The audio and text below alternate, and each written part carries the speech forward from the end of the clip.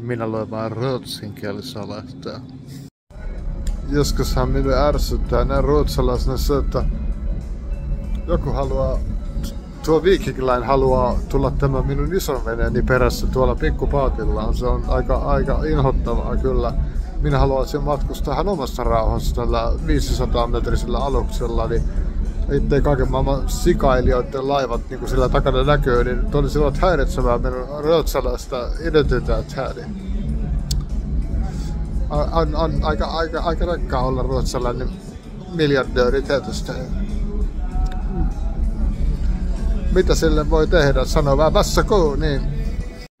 Päätin lähteä kalaan ruotsalaisella kalastusaluksella, niin täällä on kaikki vähän hiukan hienompaa kuin siellä Suomessa.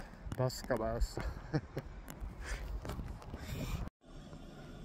Koska olen ruotsalainen, on hyvin ymmärrettävää, että minulla on myös 4 WC:tä itselleni käytössä. Voi käydä paskalaakusella missä kopissa haluan milloinkin. Se on vain tätä arjen luksusta täällä Ruotsissa.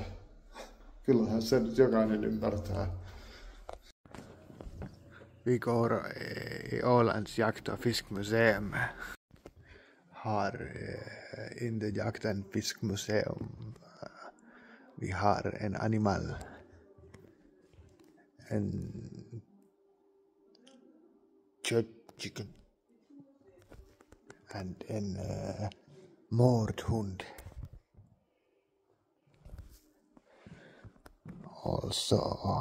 Också räv. En skökhare.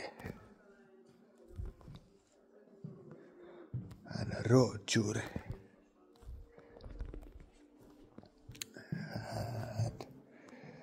Jätteeli.